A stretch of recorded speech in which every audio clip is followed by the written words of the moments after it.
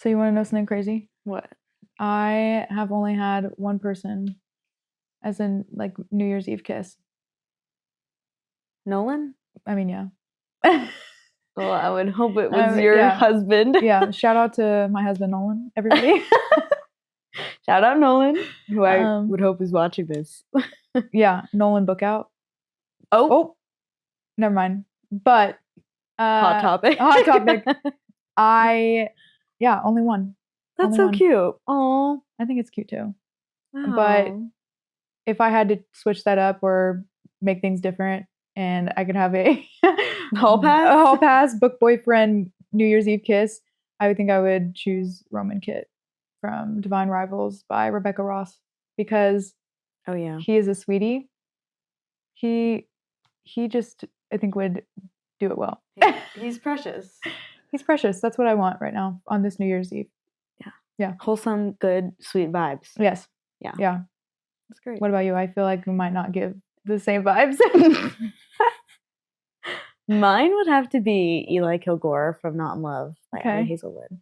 Okay. Maybe controversial, but I don't think that, I mean, I guess it's controversial when you think about how the book did. Yeah. But that man, I think he slayed in that book for sure. He could get it for free. He could get it for free. He's hot, bro. He is hot. He's hot. 10 out of 10 book boyfriend. That one is. Oh yeah. That one is. But yeah. Midnight kisses aside. Yeah. Welcome to our first episode of Check This Bookout podcast. Yeah. My name is Madeline Bookout. I am a accountant by force, but a reader by choice. And I'm Hannah Bookout. I'm a nurse by night and reader by day. And this is our podcast. Yep, we're here. On Check This Bookout. You're going to see plenty of bookish banter. We love to do book recs, book debriefs, author deep dives, little activities now and then. And we love our romance and fantasy genres. So that's what we're about here on Check This Bookout. Yes, ma'am. Yeah. Let's start off strong. On this episode today, we're going to go into our 5-star rating system so y'all can have some insight on what our system is like. And then we'll touch on the 3 highest rated and 3 lowest rated books by each of us for the 2024 calendar year. And we'll kind of get into characters, plot, etc. We'd like to make this an annual episode, so we can probably expect it to be a little bit on the longer, more detailed side. And with that being said, I will give a warning that this might not be a spoiler-free episode just because of the nature of the content. And then we'll, I think, finish it up with some stats from Hannah and I for this year's reading. Yeah. So, without further ado, let's get into in our comfy, cozy reading chairs, grab yourself a cup of tea, and let's check this book out. Oh, yeah. Yep. All right. Well, rating system. Yeah. You'll probably be best at explaining this. Yes. So starting with 5 stars, for us, we've decided that this is a all-time favorite. Like, would highly, highly recommend. Immediately say, this is a book you should read. Book trophy material. Oh, yeah. Let's go buy that right now. For me personally, I always say that a 5-star read is, if like at the last sentence, when I'm done reading it, I immediately want to like flip back to the first page and start it all over again. Yeah. Unforgettable read. Yeah. Would rant and rave about it all day if I could. Yep. Yeah. Agreed. All right. 4-star, still would highly, highly recommend. I could buy it. I could buy a book trophy. I probably would reread it. Yeah. Yeah. Really solid book. It's just a good book. Yeah. Really good. Really good. I would definitely reread. But I wouldn't have like maybe the strongest visceral emotional reaction just at the thought of like thinking about it. Agreed. You know? It was almost perfect. Yeah. It was almost perfect. Maybe missed like 1 mark. Right. 3 stars. I would maybe recommend it, probably depending on the person. Yeah. Right? It's not going to be for everybody I meet, I'm going to recommend it to you. It'll be more tailored recommendations. I might reread it. It was a good book. It was a book that I liked. Mm-hmm. Yeah. Pretty much. If it's in a series, like, no problem reading it again. Yeah, for sure. But if it's like a standalone, wouldn't pick it up. Maybe I would, maybe I wouldn't. You might not, but I probably would. Yeah, I probably wouldn't. I'm a rereader. What can I say? See, I reread, but not 3 stars. So, well, 2s though. To each their own. You do you, girl. 2 stars is a book I just didn't like. Yeah, didn't get what I came wanted. Here for. Yeah, it was just a book. Didn't like it. Yeah, it was all right. Probably definitely won't reread it again. Yeah, no. Unless for some reason somebody was holding a gun to my head and I had to. Oh. That's how I feel about a 2-star read. Yeah, like I'm just not gonna reread it. I will suffer through the end because. Yep. Yeah. 1-star read. DNF. Do not finish. Yeah. And if I did finish it, I cannot fathom how I did. Yeah. For me, I would only give a DNF book 1 star if I read past like 10% or like at least 6 chapters in kind of thing. Yeah. Because then you're like, okay, the author failed at hooking me. Yeah, and I think you're more likely to DNF in general than I am. Yeah, so that's true. But I think that's a good like threshold. Yeah. You know, to give yourself. Unless it's like a 1,000-page book and then you have to read 100 pages to get to 10%.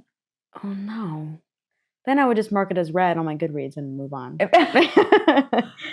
All right. Well, let's get into the fun stuff. Yeah. Madeline, you start. Okay. So, one of my top rated books this year, surprise, surprise, drum roll, was Divine Rivals by Rebecca Ross. Yep. She killed it. She did kill it. She killed it. I read that a few months ago. And I immediately knew this was going to be one of my top books in 2024. I just thought the setting was so unique. Yeah, it really was. With the typewriters, so precious. Mm-hmm. I guess to give some background on this book, it's set in kind of a wartime, gives very 1950s vibe, kind of vintage, especially with like the typewriter. Yeah. And the main character, Iris Winnow, and the main male character, Roman Kit, they both work for a newspaper, and they're rivals, divine rivals, we shall say. Yes. And it's kind of like their journey and Iris's journey dealing with some grief, how they like bridge the gap, establish a connection. So good. The world, for me, and I think just in general, wasn't super built out, you know? Mm-hmm. But it's a YA fantasy. I don't think it needed to be, you know? Yeah. Like, I would compare it to, like, Fourth Wing. Yeah. It's, like, world building, really like, simple, easy to follow. Like, the magic system doesn't need to be complicated. Yeah. Like, not this is complex a and it didn't romantasy. need to be. Yeah. Yeah. We didn't need 100 pages of build up and world building when it's only 2 books. Yeah, 2 books, couple hundred pages each. Mm-hmm. So, characters were perfect. Yeah, highlight of the book. Sure. I think that has to be the best part. I think. Mm-hmm. Main characters were perfect. Side characters, shout out to Addie and Forrest Winnow. Yeah. The mom, and I don't know. I felt like the family dynamic was really present in. For both Iris and Kit. Yeah. You know, they did a good job of giving them good family trauma to navigate. Well, the characters were also young. Weren't they like 17?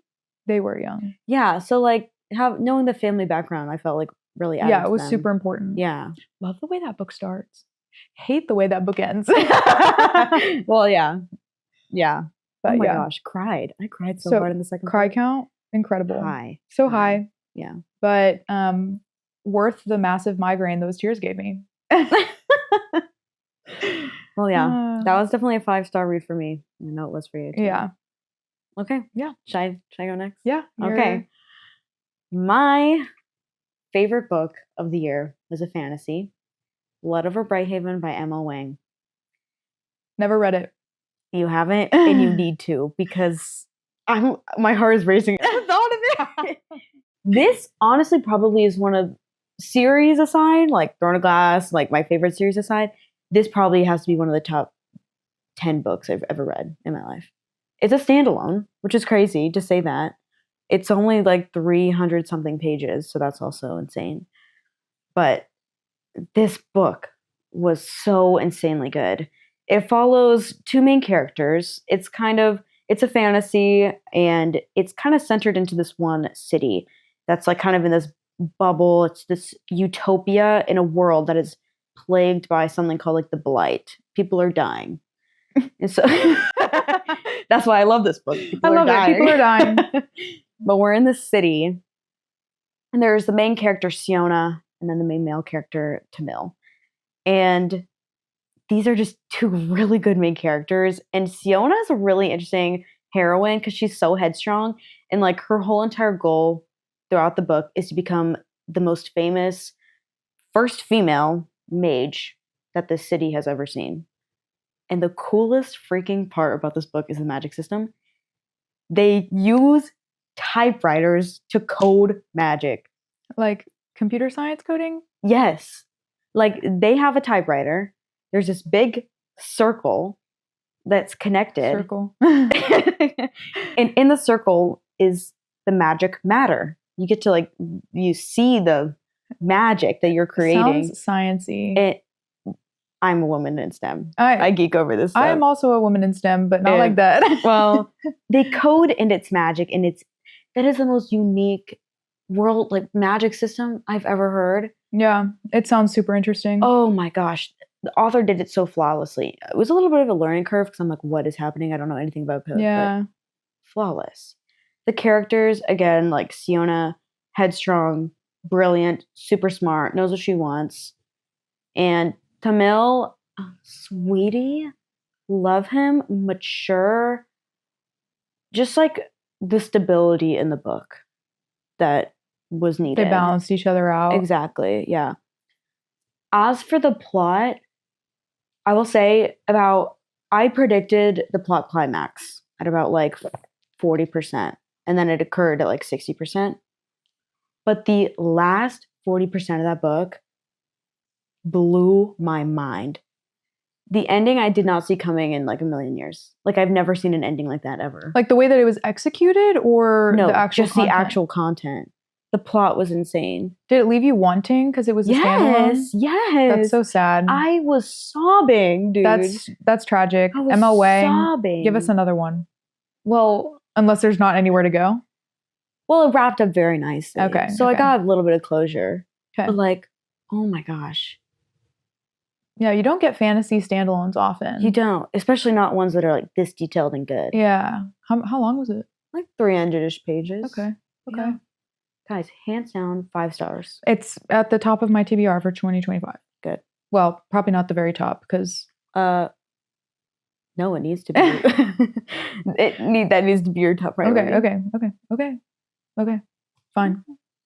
I'll shut up now. You go ahead. Okay. A romance top-rated book for me. Favorite romance of 2024. Funny Story by Emily Henry. No one's surprised. Yeah, are we? No. We couldn't be. That was the Goodreads Choice Awards winner, too. It was. By like 177,000 votes or something. Yeah. It's a good book. And I voted for it 177,000 times. It was so good. Mm-hmm. Not only was it my favorite romance of 2024, also my favorite Emily Henry book in general. Mm-hmm. It did it for me. I love a little lakeside romance, but kind of a short synopsis of this book is the two main characters were so it's Daphne and Miles become roommates because each of their ex-fiancés start dating. Mm-hmm. So kind of a complicated situation. Traumatic? Yeah, traumatic. Like hello? A little bit of a trauma bonding moment. One of the like scenes in that book that made me laugh so hard was when Miles is listening to music in his bed. Door closed, loud music. No, like he comes out of his room and his eyes are red from probably smoking weed and crying. That's so funny. I know. So funny. So precious. It was a funny story. It was a funny story. And I think I mentioned this to you before, but one of the things I really like about Emily Henry's novels in general is how they're all bookish, you know? Their careers are book related. And I thought her being a librarian was just really adorable. Mm-hmm. You know? So I also, something that I really admired in that book was the issues that the main characters were facing, both with each other and externally. I thought they were relatable, you know? Especially with Daphne trying to find new friends and struggling to make connections in a new city that, you know, that she was forced into this situation. Yeah, and after her breakup. Yeah. So just a 5-star read. Yeah. What else can I say? I gave it 5 stars too. So yeah. I'm right there with you. Yeah. Okay. Yeah. My next top-rated book is also a romance. Part of Your World by Abby Jimenez. So good. And I would say I like this book for a lot of the same reasons that you liked Funny Story. But the main character also, well, she had a boyfriend of like 7 years. Yes. So Alexis is the main character. And she goes to a funeral in like the middle of this nowhere small town, and her car breaks down. Classic. As this very frequently happens to people. As they do. As cars break down in small towns. Uh-huh. Often. In magical small towns. And she runs into this guy. They have a one-night stand. And then the rest of the book is like that pining and like, should I text him? Should I not? But at the same time, Alexis is going through that breakup. And it was a really toxic relationship. So for me, this book was a very emotional like read. Like the author, Abby Jimenez, just did such a good job of the emotional turmoil of like getting over, first of all, a 7-year relationship. Hello. That's so crazy. Tough. Also, so tough. No, don't be dating somebody for 7 years. Don't do that. Don't do it. Don't do it like I did. Maybe just get married and get a prenup or something. Oh my God. Wait, how long did you know one day? 7 years. Well, okay. Maybe I take that back. Redact your statement. You guys were high school sweethearts. That doesn't true. count. I guess not. You also just were smart and got your master's, so you were in college for a little longer. That's true. Anyway, I digress. Yeah, this book really was a character-driven story. I just loved the pining. And Daniel, the main guy character, that there's no man that exists like that. Like he just actually was, oh my gosh, a dream. Yeah. A dream of a man. How do you pull a man out of a book and make him just real? Yeah. I wish I could. Heard. Yeah. Heard.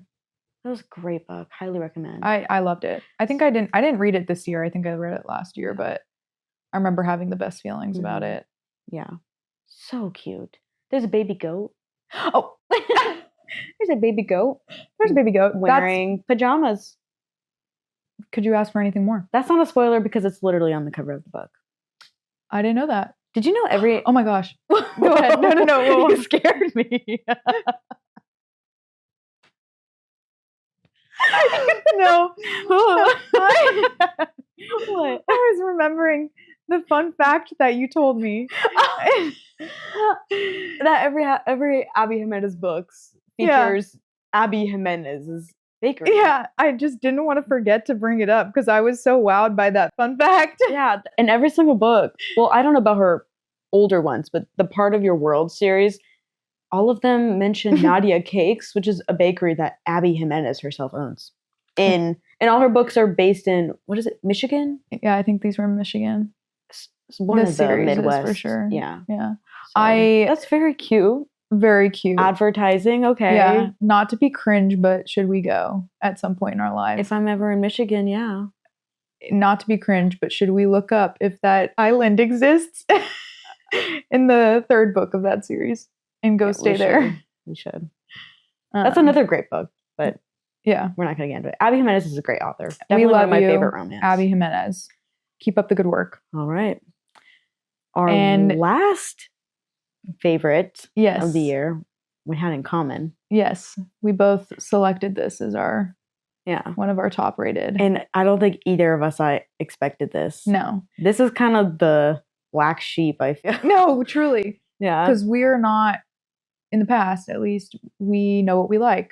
We like fantasy and we like romance. Mm-hmm. We don't typically stray from those genres. Yeah. A mystery thriller. Yeah. YA at that. Yeah. Not only a mystery thriller, but a mystery thriller that's like 10 years old. Yes. Oh my gosh. Yeah, it came out in like, what was it? Like 2013 or 2010 or something. It's old. It is old. But for lack of introduction, but Bad Blood by Jennifer Lynn Barnes. Jennifer Lynn Barnes. It's part of the Natural series. Yes. Book 4, actually. Book 4. And YA mystery thriller. Mm-hmm. So out of left field. I was watching Hannah's Goodreads status updates and she was raving about it. And I said, okay, I have to, I guess. Yeah. I must. Yeah. So both of us gave the fourth one 5 stars. The whole series is incredible, but the way that this series accumulates to the fourth book, the way it just wrapped everything up. Yeah. Very creepy book. Yeah. Well, if you guys don't know what it's about, it's these 4 teenagers are recruited by the FBI to be part of this special unit that solves cold cases because they all have this like innate talent that applies to the FBI. So think Criminal Minds. Like if you've ever watched Criminal Minds, it's pretty much like that. Mm-hmm. So a lot of like behavior reading, emotions, like really cool. So if you like some magic realism, this is also a good series. Yeah. And so each book follows a different FBI case that these kids are a part of solving.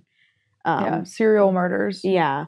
But each character, these 4 kids, each have a very unique background too. They're all kind of like misfits. Yeah. So they're kind of, most of them somewhat orphans too. Yeah. Yeah. But yeah, the last book is a really good accumulation of just like all 4 characters. The character growth? Yes, the growth. So good. So good. Jennifer Lynn Barnes, I think, just did a really good job with giving each of the characters backgrounds that enabled them to all connect in different ways. And frankly, the main character's name, I think it's Cassie. Cassie is the main character. Dean, Michael, Leah. Oh no, the fifth one. I'll look it up. She's funny too. She is funny. I don't know why I can't remember. Wait, I kept saying 4. There's literally 5. Yeah, there's 4 characters in the Naturals. Well, we did love it, even though we're forgetting these facts. Sloan. Duh. But yeah, all of them not relatable at all, like for me. But yeah, no.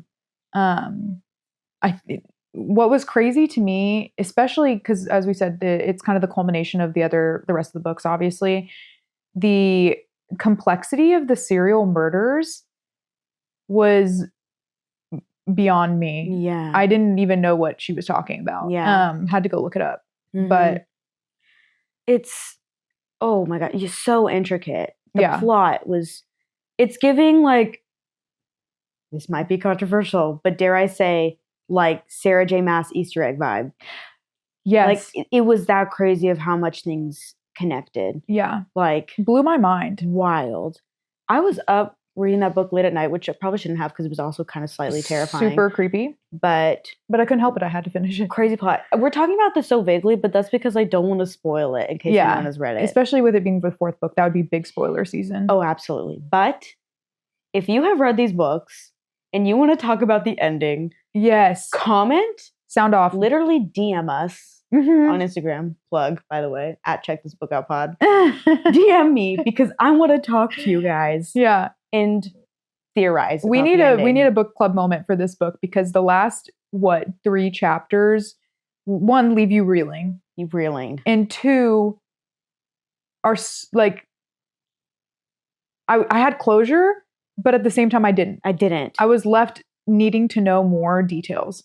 That's why this book honestly was a 5-star for me, is because, like, again, like we said, 5 stars, unforgettable. Like, I have a visceral emotional reaction when I think about this book. Mm-hmm. Oh my gosh, I could not speak highly enough of this book. It's crazy. Agreed. It was such a surprise. That's honestly one of my favorite things about it, is that it was just such a surprise. Yeah. And thank you to Jennifer Lynn Barnes for opening my mind to yes, I know. I'm looking forward to that in 2025 to expand my taste. At least attempt to. Yeah. So. Okay, we've been ranting about that too much. Bad Blood. Great book. Round of applause. All right. Now fun. We're going to be pessimistic as heck and give you our lowest rated books. Yes. Yeah. Sad season. Yeah. Okay, I'll start. The first lowest rated book I will talk about is Apprentice of the Villain by Hannah Nicole Maeher. The kind of intro I'll give to this book is that it's the second book in the Assistant to the Villain series. So it is about this, the main character, Evie, is the assistant, now apprentice, to a character literally called the Villain, real name Tristan. And she's kind of his like right-hand woman for helping him execute villainy. And the second book mainly focuses on how, like, at the end of the first book, they kind of get separated and their journey back to each other and, resolving the main conflict. I won't get too much into it, but I think, so I rated this one 2.5 stars, if there were such a thing.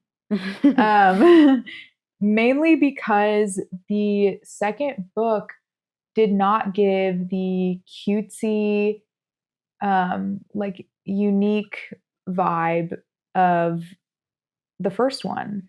I don't really know how to describe it. The first one just felt very unique, right? And I think it was a little bit more YA. And the characters were just so funny and goofy. Like, the scenarios that came up in the first one just had me cackling. Like, I was just laughing, right? But the second one was so off vibe-wise that it just totally missed the mark. Frowny face. But a second problem that I had with it, Evie and Tristan, the villain, were fine. I think that I still found them still lovable. But the author did POVs for the side characters, and I hated that. I don't think they added any value, unfortunately. I just wish that it had stuck with Evie and the villain and left it at that. So I would still recommend to you the first one, though. Okay. The next one comes out next year. I'll still read it. Well, 2.5 stars isn't that bad. It's not awful, but it wasn't the greatest. Okay. So noted. Yeah, so read the first one because I thought it was cute, but you don't have to read the second one. I have to finish a series once I start it. Exactly. Yeah. Okay. That's how I feel too.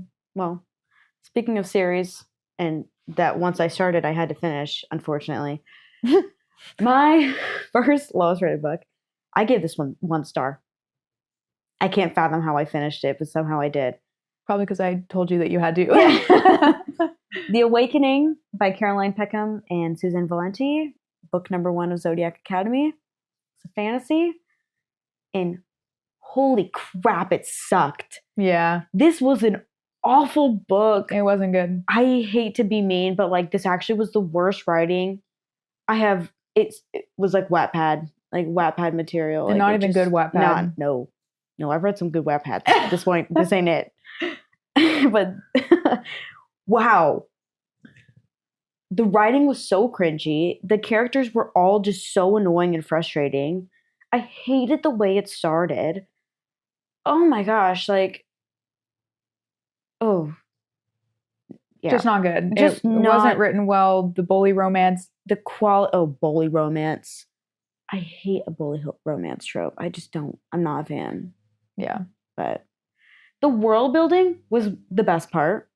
I love a good fantasy university. I love like the school, magic schools. Academia. Yeah. And I loved the magic system. Basically every character, it's called Zodiac Academy. So everyone, their star sign gives them certain kind of powers. Elemental. Yeah, elemental magic. And then they also, this was the cool part, they also get, what would you call it? It's an order form. Order form. So like you have mythical creatures like griffins and dragons and just cool mythical creatures like that. Yeah, werewolves, vampires. It kind of did it all. It was a little bit urban fantasy in that way. Yeah. I guess, honestly, it kind of is an urban fantasy. It does start. Yeah. It starts in Chicago. Yeah, it does. So. Which that is the worst part of the book. I kind of liked that part. Them in their pajamas. Their pajamas? Yeah. That's like the only clothes they owned. Yes. Oh my gosh. But yeah, I think that's one of the better parts of the book and the series in general is the world building and the magic system. Yeah. Yeah. And that's what kept me reading. That's what kept me reading. And the ending. There was a massive cliffhanger. But yeah. Not good. All the characters were just so frustrating. Like I couldn't stand them, unfortunately. But I grew to love them. Yeah. Eventually somehow. By book 3, I was a fan. Yeah. Like I was a solid fan. Book 3 and then you're addicted. Yeah. You can't put them down. So. But yeah, 1 star and it deserved it. Unfortunately, I won't even lie to you. I did give this book 3 stars. I don't understand that. Because I would reread it. I would reread it. I have reread it like 2 times. Yeah, but it deserves one. Well, we won't get into it. I rest my case. All right, your turn. Second book for me on the lowest rated scale was Heat of the Everflame by Penn. Third book in the Spark of the Everflame. Well, it's the Kindred's Curse series. Premise to this series in general is that there's the Fae and then there's the human. So 2 different races. The Fae live in luxury. Like there's a definite economic and social and obviously magical divide. I've never heard of this ever. This is so unique. Oh. Yeah, no, that is true. And I guess this is maybe a little bit of a spoiler, but the main character, DM, human to start, ends up becoming the queen of the region that she's in, the Fae queen. Mm-hmm. Finds out she has Fae heritage. Also never been done before, so unique. But that's how she meets our guy Luther. Luther. Yeah, not a great name to be so for real, but that's how they meet. And by the 3rd book, one of the biggest problems I had with this was that it's a tortoise slow burn. So slow that I almost DNF'd it simply for that because I was so upset. I mean, the 3rd book is almost, I won't say for sure, but it's at least 600 pages. Oh. And it's just so frustrating. That's not why I read a romantasy, is to have a, more than 600 page slow burn throughout the whole series. It's a romantasy, not just a fantasy? Yeah, it's a romantasy. Yeah. Interesting. Yeah. So that was the first thing. The pacing was not good. It was just kind of all over the place, not very interesting. I was like, oh my God, get to the point. And the ending made me so mad. But this is another situation where I will continue to read the series because I really did like the first 2. Mm-hmm. So, do you know how many books there are going to be in the series? I mean, I know that there's going to be a 4th one, okay. But I don't know if there's going to be more than that. I don't think that they could make it more than what's more than 4. Really? I feel like it's about to wrap up. Yeah. Just like there was also a lot of secrets. I was very frustrated with Luther in the 3rd one. Just generally a big letdown. That's how I would put it. A big letdown. That's sad. Yeah. Okay. Because I adored Luther. Despite He's on my shit list though now. He is. What can I say? Okay, well, my next one I think is possibly the biggest controversy of this entire video. Yeah, this is a hot take. Hot take for sure. Okay. I'm scared. We're just now meeting each other, but I fear y'all might not like me for this one, but one of my other lowest rated books of the year was House of Flame and Shadow by Sarah J. Maas. It's tough. It's tough. And I have to say, I rated this 3 stars, so I didn't hate it. I had my 1 star for Zodiac Academy, and then clearly I was nice this year. Now we're at 3 stars. But Sarah J. Maas is my favorite author. Is both of our favorite author. The One Glass I could rave about 24/7. I love everything she does. Her writing will always be good. Her world building will always be perfect. There are things that just she'll never miss. She does this genre so well. So well. And Crescent City, the series, again, this is the 3rd book of the Crescent City series. What failed in this series was honestly the plot. 100%. We started so strong with House of Earth and Blood. We had this murder mystery, like found family, like a lot of character driven plot. Like Sarah J. Maas did a murder mystery like really well. Not to mention the last 150 pages of that book just blow your mind. Blow your mind. The classic SJM last 100 pages did not fail. So that was a really interesting start. And that's also kind of like Zodiac Academy, like many different species and magic. Very cool world building. 2nd book, also very interesting. I kind of forget what the main premise was. What was it? What was the main plot for that one? More Danica stuff, honestly. I don't remember. God. Honestly, obviously it didn't make too much of an impression, but I've definitely read it twice. But obviously there's more war development. Yeah, war development for sure. Oh, I know what it is. Oh, they get involved with Emil. Okay, maybe a slight spoiler if you haven't read the 2nd book. So skip like 15 seconds. But they're involved with the rebels now. Yes. Yep. Yeah, they're involved with the rebels about this war to overthrow the archangels, the government, basically. So that was interesting. We're getting kind of deeper. It started off weird, but then I liked it. The 3rd book, though, all about the war, which Sarah J. Maas can do a war well. But this one, like, this is a mega spoiler. So if you have not read this, if you don't know anything about Sarah J. Maas, if you haven't read Throne of Glass, Crescent City, or ACOTAR, just go ahead and skip like a minute, okay? Because I'm about to give a massive spoiler at the end of book 2. Pause. Okay. The ACOTAR crossover was so disappointing and boring. I cannot believe they were walking in a cave, and that's literally basically all they did until like the very end. Yeah. There's so much more could have been done. You had so many prospects to make that cool. You had Bryce from a modern world, them from like an ancient world. Like, yes, they like played music off her phone, but like you could have done so much more.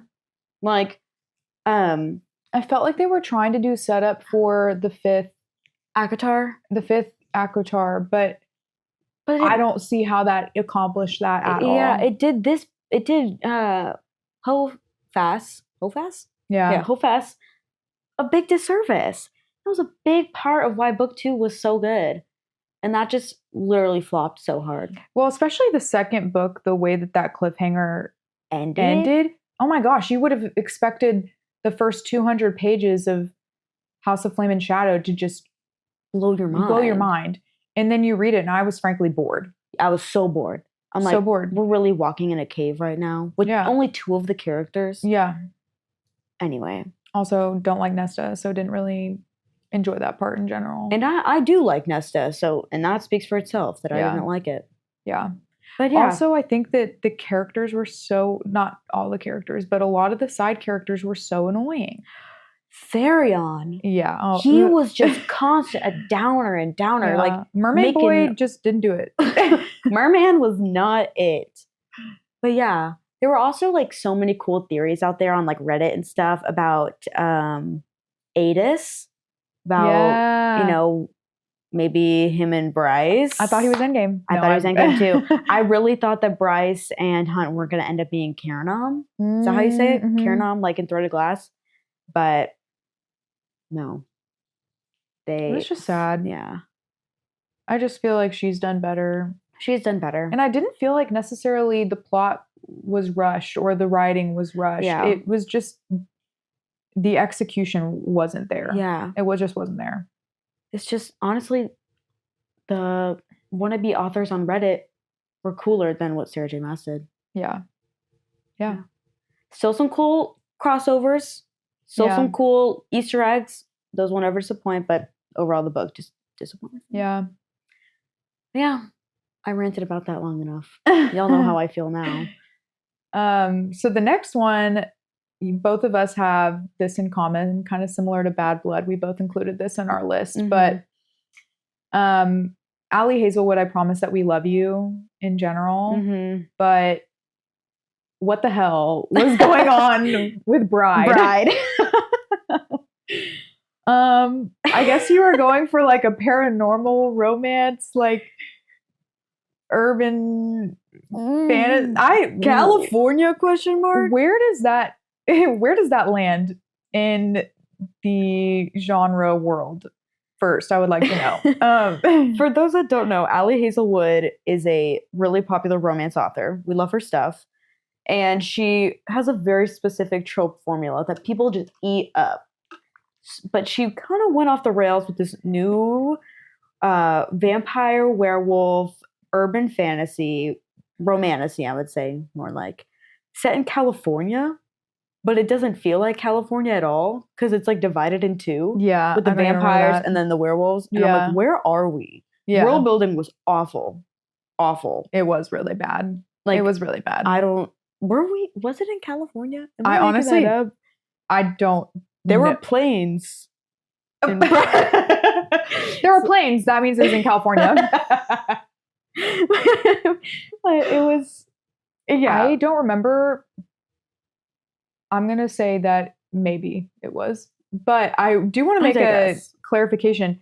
Correct me if I'm wrong. This was the first Allie Hazelwood book that you'd ever read. Yes, it was. Which is crazy intro. That is a crazy intro. I had been trying to get Hannah to read Love Hypothesis and Love Theoretically, all of my favorite Allie Hazelwood books.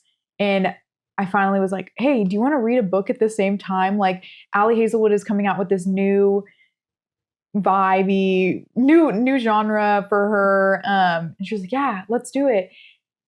And I regret that because it was your first intro to Allie and it was so bad. I gave it 2 stars, I think. And I remember my Goodreads review very, very well. I gave this book 2 stars for the characters only because that plot deserves an F for effort. It was a plot that sucked.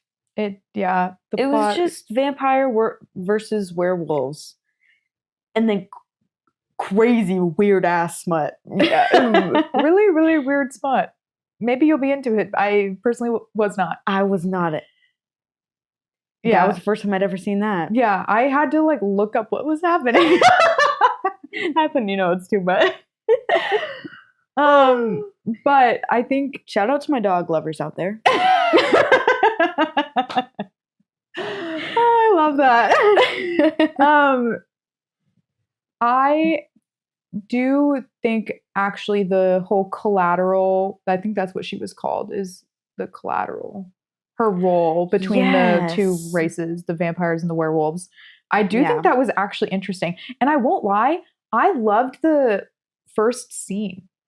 The first scene is her like at the wedding. And they meet each other. Yeah. Right off the bat. I just thought it was like the way she threw it into it like, yes, the world building was not good, but I was like, oh, this could be interesting. It wasn't. But it looked like it was going to be. Yeah. It hooked. Yeah. Also, the hell are we doing with a name like Misery? Well, we didn't even mention that. The main girl's name is Misery. Yeah. And I was in misery. Yeah. And the hero's name, I guess you could say, is Low. Yeah. Yeah. Yeah. I did think it was so funny that she slept in a closet.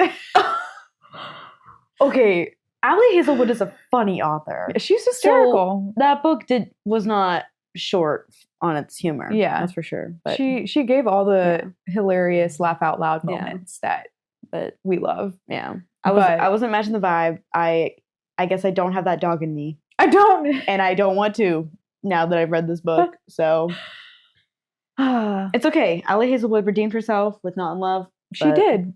She did. And we're looking forward to Deep End. Yes, next year. For sure. Or this year. 2025. 2025. Yeah. Wow. All right. Another game of Kiss, Marry, Kill? Yep. Let's do it. Okay. Madeline. Kiss, Marry, Kill. Low. Tristan. Or Luther. Okay. Kiss.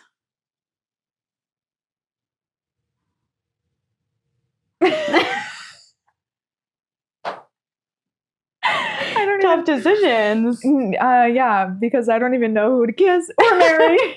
Who would you kill? Okay, I would kill Low. No. Truly? I would kill Low. I don't have that dog in me either. So I don't know if I can handle this. You don't want that. Kill Low. I would kiss Tristan from Apprentice to the Villain, and I would marry Luther from Spark of the Everflame. Interesting. Somewhat, Luther has that like devoted man vibe going on, and I am a sucker for like, I worship you. Does he give like shadow daddy? Yeah, he is a shadow daddy. Okay, that's all I needed to know. Yeah, he is a shadow daddy. So. Okay, your turn. Yeah. Hannah, Kiss, Marry, Kill. Lance Orion from Zodiac Academy. Low from Bride, or Hunt from House of Flame and Shadow. This is like impossible. Is it? I'm pretty sure the answer is kind of very obvious. I may not have loved these books, but these are good book boyfriends. Okay, I would have to kill Low too. Yeah. Sorry, Low. I would kiss Hunt. Okay, I agree. I agree with this. Yeah, I like where this is going. Yeah, marry Lance Orion. I'm blushing. I love this. I would marry Lance Orion in a heartbeat. Imaginarily, in my mind, we already are. We already are married. Yeah, I love that man. I love him. I'm his biggest fan. Speaking of devoted man. Yeah. Devoted to his woman. So devoted. Lance Orion. Oh, God, but I hate him for it. Oh, you're right. Win some, lose some with that. Yeah. Oh, bittersweet. That hurt. But I love him. I love you, Lance. Wherever you are. I may have dissed Zodiac Academy, but y'all really should read it. If you hate yourself and are emotionally stable. If you enjoy being tortured in reading form, that's the book for you. We're not doing a good job of hyping this book. We love this series, though, guys. Yeah. I promise. It's not so subtle foreshadowing. We will be having a whole Zodiac Academy episode in the future. So read now so that you can tune in later. Look at you. I know. Yeah. I'm so good at promoting our future content. Okay. So that is the end of our highest and lowest rated books of the year. Yeah. Let's wrap it up with a reading stats segment. Mm-hmm. Starting with number of books read. I am pretty sure I'm at 54. And my reading goal is 55. So I guess I didn't make it. No congratulations for you.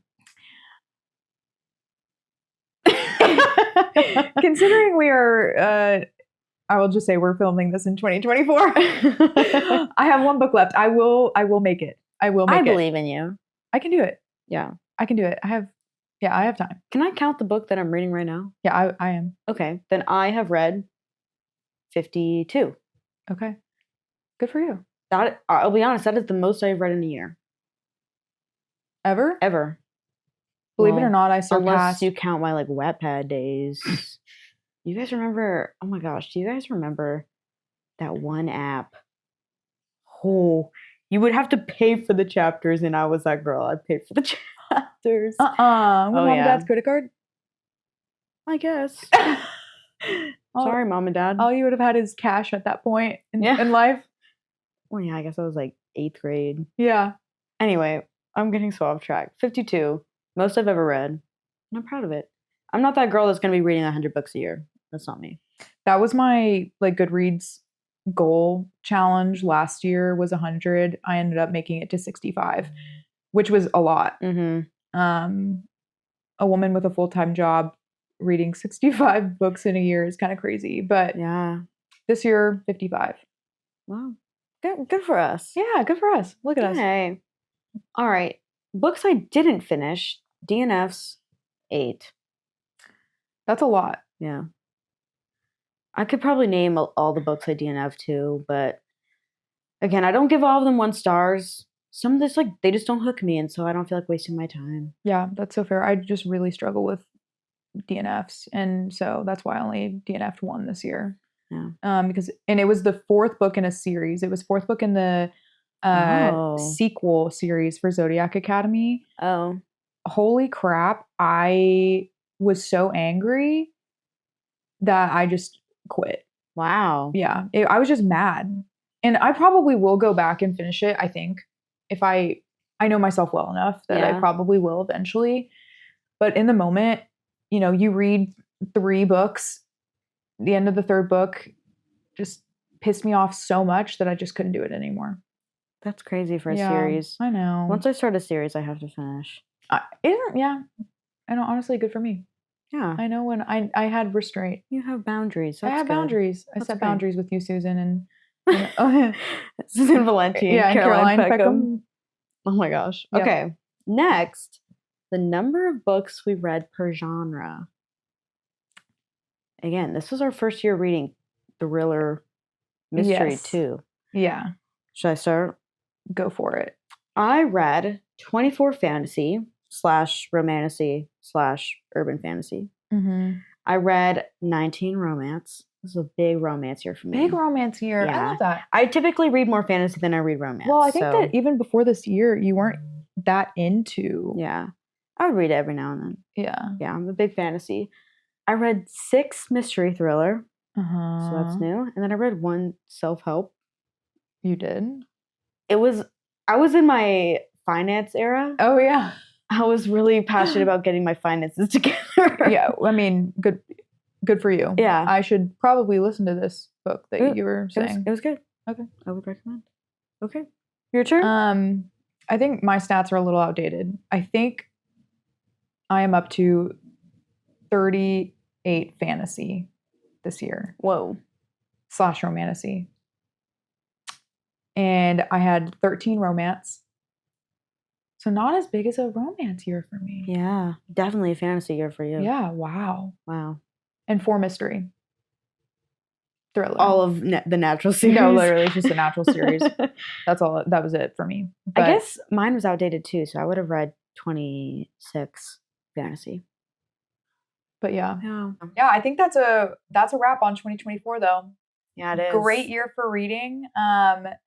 Thank you guys so much for watching, listening, joining us today. Mm-hmm. If you would love some more book content for fantasy, romance, romantasy in the future, join us every Tuesday for a new episode.